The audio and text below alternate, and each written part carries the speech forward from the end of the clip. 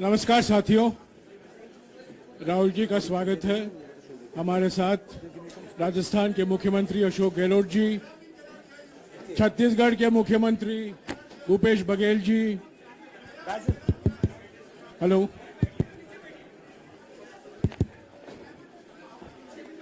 Doctor अभिषेक सिंघवी और हमारे संगठन के महामंत्री के.सी. वेणुगोपाल जी मौजूद हैं।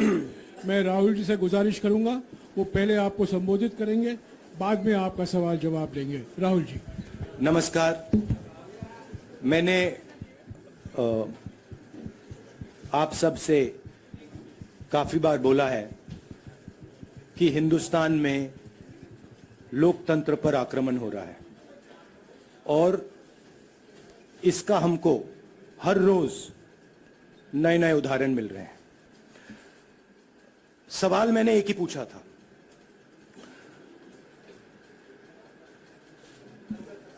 फाउंडेशन पे जाता हूं, अदानी जी की शेल कंपनीज हैं,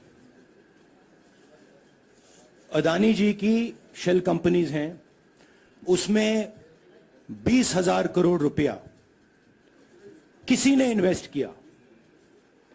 अदानी जी का पैसा नहीं है, अदानी जी का इंफ्रास्ट्रक्चर बिजनेस है, पैसा किसी और का है।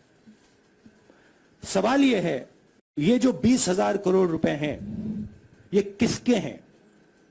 ये सवाल मैंने पूछा। मैंने पार्लियामेंट हाउस में प्रूफ देके, जो मीडिया रिपोर्ट से मैंने निकाला, अदानी जी और नरेंद्र मोदी जी के रिश्ते के बारे में डिटेल में बोला। रिश्ता नया नहीं है, रिश्ता पुराना है। जब नरेंद्र मोदी जी गुजरात के सीएम बने थे, तब से रिश्ता है और उसके बहुत सारे पब्लिक प्रूफ्स हैं। हवाई जहाज में मैंने फोटो दिखाई, नरेंद्र मोदी जी बड़े कंफर्ट में बैठे हुए थे अपने दोस्त, अपने मित्र के साथ। पार्लियामेंट में मैंने दिखाई। यह सवाल मैंने पूछा। फिर मेरी स्पीच को एक्सपंज किया गया। मैंने स्पीकर को डिटेल चिट्ठी लिखी, पॉइंट बाय पॉइंट, कि मैंने कहा कि एयरपोर्ट्स अदानी जी को रूल बदल के दिए गए हैं। ये लीजिए रूल की कॉपी जिसको बदला गया है। चिट्ठी लिखी, कोई फर्क नहीं पड़ा। फिर मेरे बारे में मंत्रियों ने पार्लियामेंट में झूठ बोला कि मैंने विदेशी ताकतों से मदद मांगी। मैंने ऐसी कोई बात नहीं की है। मैंने कहा स्पीकर से, मैंने जाके कहा, स्पीकर सर, पार्लियामेंट का नियम है कि अगर किसी मेंबर पर कोई एक्यूजेशन लगाता है तो उस मेंबर को जवाब देने का हक होता है। मैंने एक चिट्ठी लिखी, उस चिट्ठी का जवाब नहीं आया। दूसरी चिट्ठी लिखी, उस चिट्ठी का जवाब नहीं आया। फिर मैं स्पीकर के चेंबर में गया। मैंने स्पीकर सर से कहा, स्पीकर सर, ये कानून है, ये रूल है, इन्होंने झूठा आरोप लगाया है,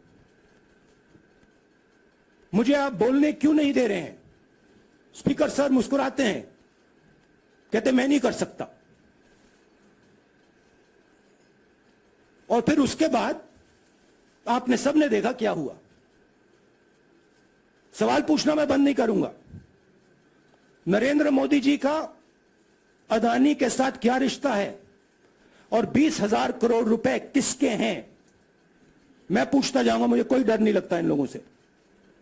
और अगर ये सोचें कि मुझे डिस्क्वालीफाई करके, धमका के, जेल में डाल के मुझे बंद कर सकते, नहीं, मेरी वो हिस्ट्री नहीं है। मैं हिंदुस्तान के लोकतंत्र के लिए लड़ रहा हूं और मैं हिंदुस्तान के लोकतंत्र के लिए लड़ता रहूंगा।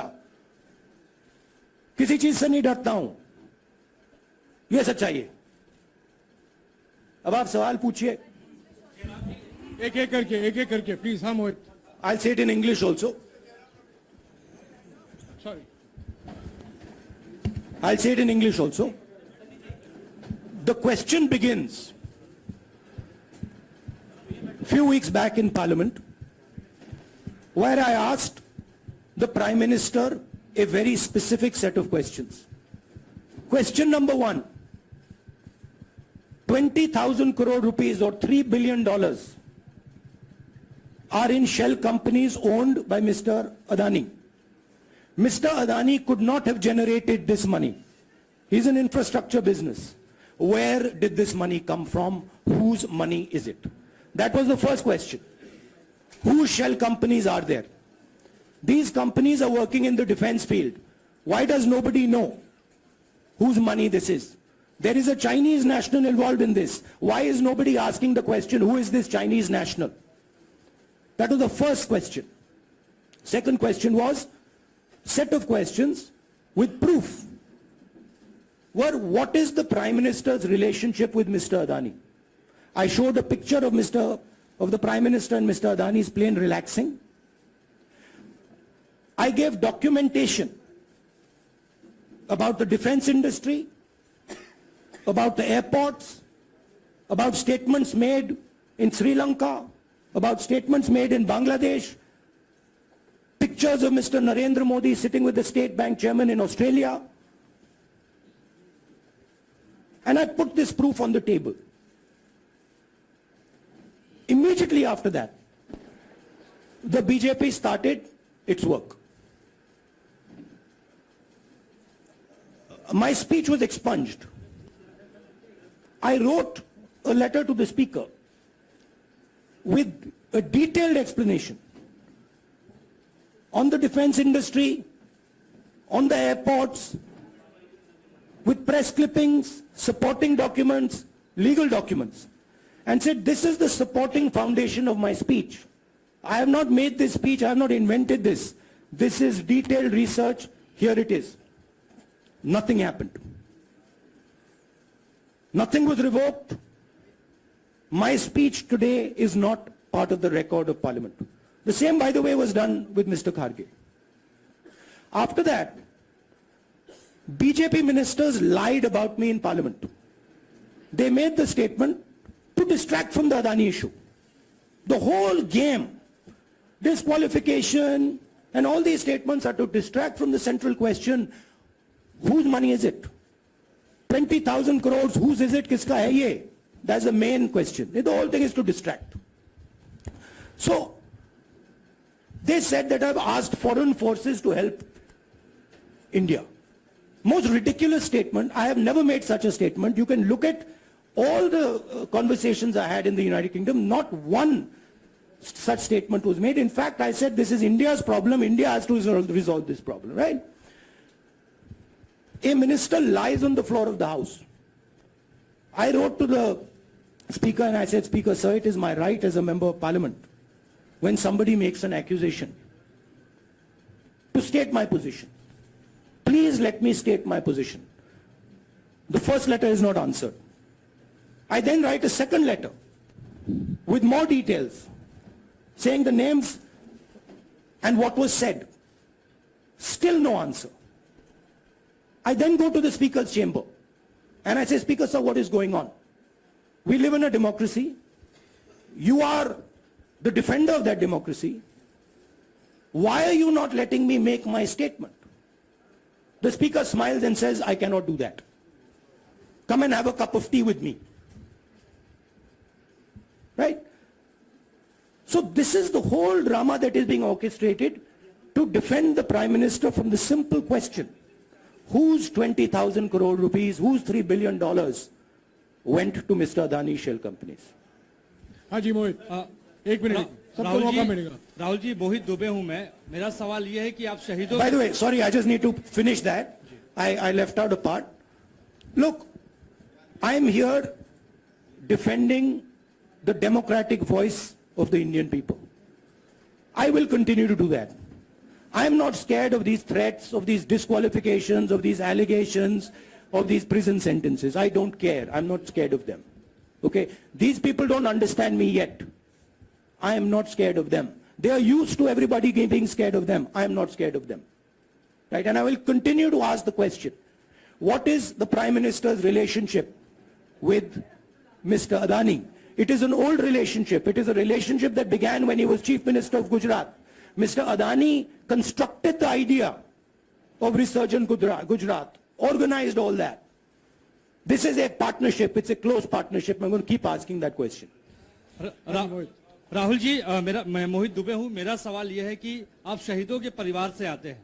आपकी दादी भी डिस्क्वालीफाई हुई, जनता के बीच गई, आप सत्ता में वापस आए। आज के दौर में राहुल गांधी भी डिस्क्वालीफाई हो गए हैं, क्योंकि तमाम आपने इश्यूज को उठाया, चीन के इश्यूज को उठाया। क्या राहुल गांधी भी जनता के बीच में जाएंगे और वही वापसी फिर से करेंगे? राहुल गांधी भारत जोड़ो यात्रा में 4.5 महीने जनता के बीच में रहेंगे और वो मेरा काम है, वो मैं करता जाऊंगा। हाँ जी, अनवर। आज के हिंदुस्तान में जो पहले राजनीतिक पार्टियों को सपोर्ट मिलती थी, मीडिया से मिलती थी, बाकी इंस्टीट्यूशन से मिलती थी, वो नहीं मिलती है। तो ऑपोजिशन की पार्टीज को एक ही रास्ता है, जनता के बीच में जाने का।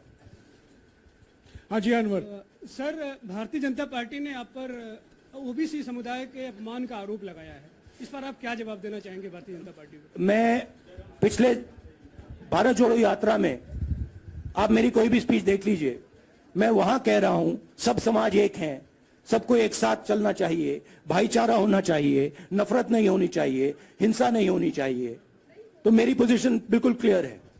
ये ओबीसी का मामला नहीं है, ये नरेंद्र मोदी जी और अदानी जी के रिश्ते का मामला है। 20,000 करोड़ रुपए जो अदानी जी को पता नहीं कहां से मिले, उसके बारे में मैं सवाल पूछ रहा हूं और उसका जवाब चाहिए। बीजेपी ध्यान को भड़काने की कोशिश करती है, कभी ओबीसी की बात करेगी, कभी विदेश की बात करेगी, कभी कुछ और बात करेगी, कभी डिस्क्वालिफिकेशन की बात करेगी, मगर सवाल यही है 20,000 करोड़ रुपए, $3 बिलियन किसका था? संजय मिश्रा। और वो अदानी का पैसा नहीं हो सकता। संजय मिश्रा।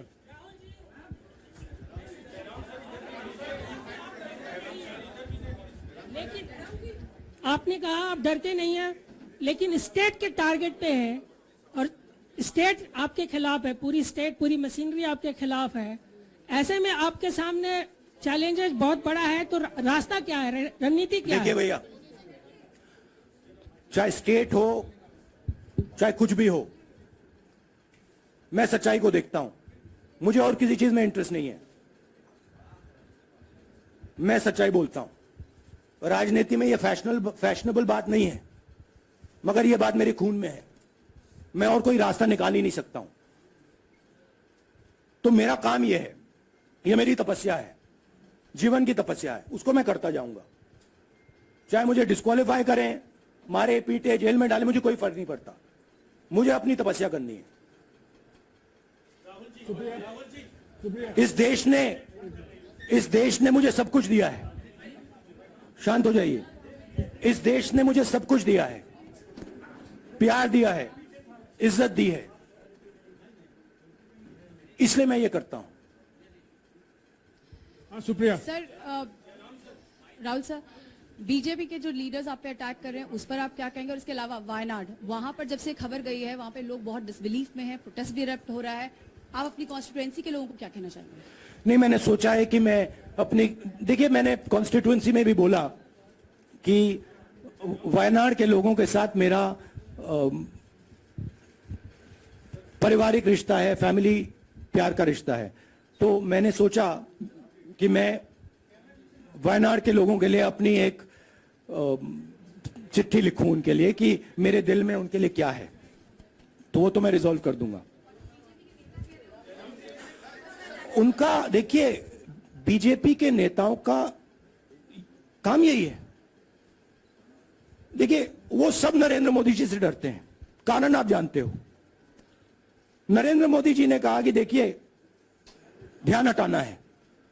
वो सब जानते हैं अदानी जी और नरेंद्र मोदी जी का रिश्ता, सारे के सारे जानते हैं क्या रिश्ता है, सब जानते हैं, मगर डरते हैं तो अगर नरेंद्र मोदी जी ने उनसे कहा कि भैया ध्यान उधर करो, ध्यान उधर करेंगे।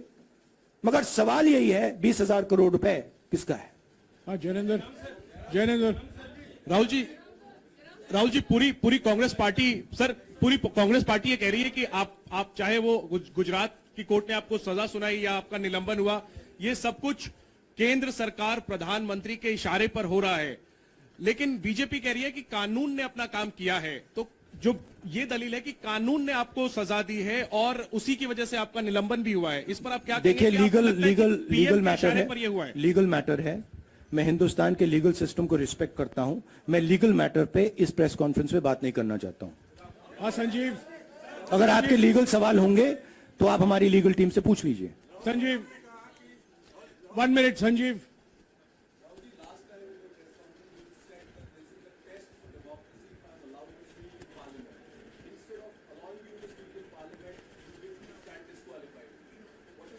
No, look, please understand why I have been disqualified. I've been disqualified because the Prime Minister is scared of my next speech. He's scared of the next speech that is going to come on Adani, right? I've seen it in his eyes. So he's terrified of the next speech that is going to come, and they don't want that speech to be in Parliament.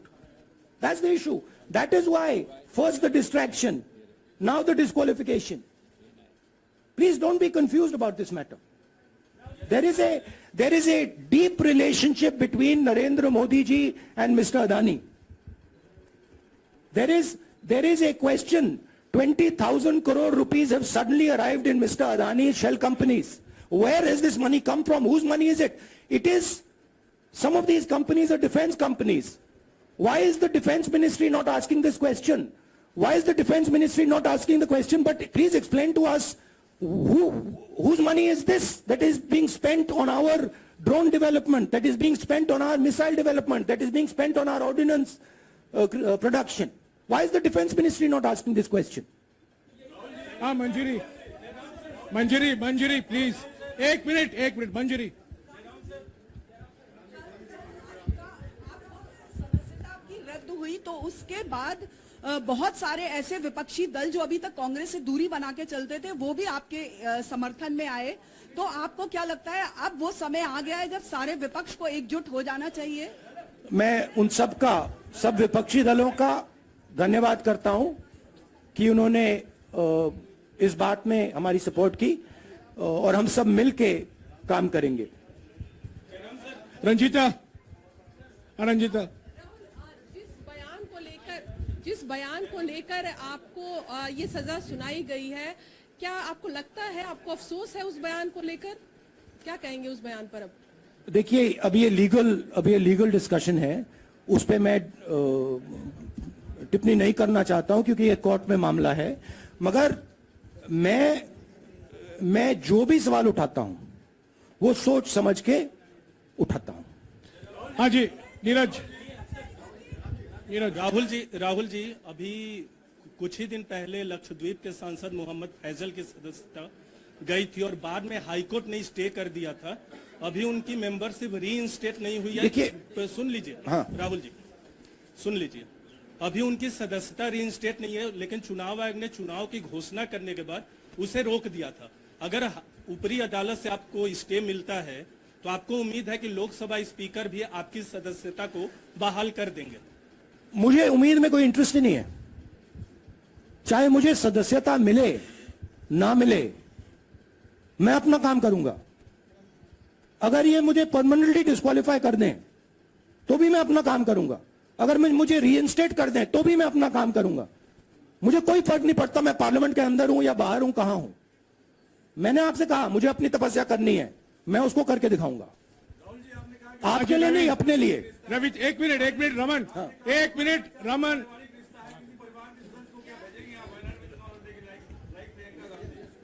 It is not up to me, it is up to Congress president कौन जाएंगे। राहुल जी मेरा सवाल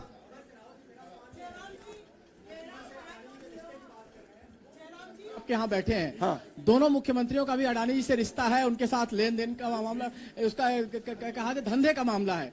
लेकिन क्या धंधे का मामला क्या बात कर रहे हैं ये धंधा रोकेंगे ये लोग, जिनके पास जो भी स्टेट का उनके साथ नाता है, जो भी बिजनेस चल रहा है वो बिजनेस रोका जाएगा क्या? देखिए सिंपल सी बात है, आप डिस्ट्रैक्ट करने की कोशिश मत कीजिए। 20,000 करोड़ रुपए अदानी जी की शेल कंपनीज में कहां से आए? आप इंक्वायरी कीजिए। अगर बात निकली कि हमारे चीफ मिनिस्टर का पैसा है तो इनको जेल में डाल दीजिए। अगर बात निकली तो किसी और का पैसा है तो उसको जेल में डालिए। हाँ Siddharth sir, Rahul sir, please Rahul madam sir. 1 minute. Madam आप लोकतंत्र को समझिए। ये जो पैनिक रिएक्शन इन्होंने किया है नरेंद्र मोदी जी ने, इससे सबसे ज्यादा फायदा मिलेगा विपक्ष को। ये इन्होंने हमें हथियार पकड़ा दिया है। ये आप बात समझिए। ये मोदी जी पैनिक में आ गए कि बात निकल जाएगी, ये 20,000 करोड़ रुपए किसके हैं, डर गए, घबरा गए, इन्होंने पूरा सीक्वेंस शुरू कर दिया। ये विपक्ष को सबसे बड़ा इन्होंने हथियार दिया है राहुल जी, क्योंकि जनता के माइंड में अब एक सवाल आ गया है कि जनता जानती है कि अदानी जी भ्रष्ट व्यक्ति है। अब जनता के माइंड में यह सवाल उठा है कि इस भ्रष्ट व्यक्ति को हिंदुस्तान का प्रधानमंत्री क्यों बचा रहा है। यह मतलब अब सब कुछ बीजेपी के लोग, नरेंद्र मोदी जी सब कुछ इस व्यक्ति को बचाने के लिए क्यों कर रहे हैं। दूसरा सवाल, बीजेपी के लोगों ने कहा कि अदानी पर आक्रमण देश पर आक्रमण है। मतलब इनके माइंड में देश अदानी है और अदानी देश है। बात समझिए। राहुल जी, हाँ, सिद्धार्थ। राहुल जी, मेरा सवाल आपसे ये सिद्धार्थ। है कि जब आप ये फैसला सामने आया, आपको मैक्सिमम पनिशमेंट जो है इसमें जो हो सकती है वो आपके लिए मुकर्रर की गई। इस बीच कई लोगों ने ये भी कहा, आपके पार्टी के भी एक सांसद ने कहा कि कम से कम जज को ये देखना चाहिए था कि सामने जो शख्स है वो एक गांधी परिवार से आता है। इस पर आप क्या कहेंगे, और आपको लगता है मैक्सिमम पनिशमेंट जो है आपके केस में, मैक्सिमम पनिशमेंट आपके लिए मुकर्रर की गई, क्या आपको इसके पीछे क्या कहना है आपका? वही मैंने कहा, अगर डिस्ट्रैक्शन करना है, मैक्सिमम पनिशमेंट की तो जरूरत है। मिनिमम पनिशमेंट की बात थोड़ी बनेगी। मैं तो सोच रहा था भैया 5 साल होते, 7 साल होते, 10 साल होते, वो भी मिल जाता। मुझे क्या फर्क पड़ रहा है यार Rajdeep.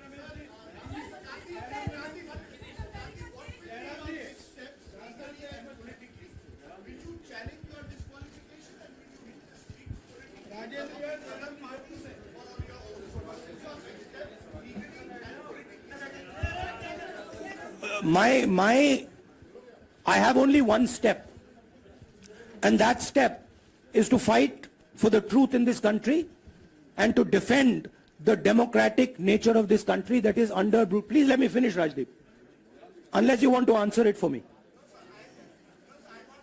You do that also sometimes. Yeah. So my job, as I see it, is to defend the democratic nature of this country. And I will do whatever I have to do to defend the democratic nature of this country. What does that mean? That means defending the institutions of this country. That means defending the voice of the poor people of this country. That means telling the people of this country the truth about people like Mr. Adani, who are basically exploiting the relationship they have with the Prime Minister. Yeah, Pallavi, please 1 second. Let's go. Look, see, these are legal matters. It makes me no difference. I told them, it makes me no difference if I'm disqualified, not qualified, whatever. It makes me no difference. Disqualify me for life. Put me inside jail. I will keep going. I will not stop. Mr. Gandhi, Yeah, Mr. Pallavi. Gandhi, 2 things here. One, are you worried or apprehensive about the political relevance of, say, the opposition and the Congress Do I look party worried to you? post? One. Second, Do I look worried to you? I'm excited. I'm happy that these people are giving me the best gift they could give me. and second, Mr. Gandhi, is that BJP's reaction since yesterday is that if you hadn't torn the ordinance then perhaps you wouldn't be facing the law today. Your response to that? My response to that is that when somebody is guilty of something, they want to distract everybody's attention. Right? If you catch a thief, the first thing he says is, I didn't do it. The second thing he says, look there, look there, look there, look there. Right? That's what the BJP is doing. We have caught 20,000 crore rupees entering Mr. Adani's companies. Nobody knows whose money that is. That money cannot be Mr. Adani's money. He does not generate this type of money. So that money has come from someone. All this, OBC, disqualification, anti-national, all this is to distract from the panic that the Prime Minister is feeling. That his relationship with Mr. Adani is going to be exposed. Let me tell you, that relationship is going to be exposed. Nobody is going to stop that. It is going to happen. Because the opposition is going to press this thing until we find the answer. हाँ रवि सिसोदिया जी को दे दो. राहुल जी जो judgement आया उसको लेकर BJP ने उसको किया है कि आपने ओबीसी का अपमान किया. पूरे देश में प्रेस कॉन्फ्रेंस करने की तैयारी कर रहे हैं कि आपने ओबीसी का अपमान किया था. भैया देखिए, पहला आपका अटेम्प्ट वहां से आया, दूसरा आपका अटेम्प्ट यहां से आया, तीसरा आपका अटेम्प्ट यहां से आया. आप इतनी डायरेक्टली बीजेपी के लिए क्यों काम कर रहे हो? थोड़ी डिस्कशन से करो यार. थोड़ा घूम घाम के पूछो. क्या आपको ऑर्डर दिया है क्या? देखो मुस्कुरा रहे हैं.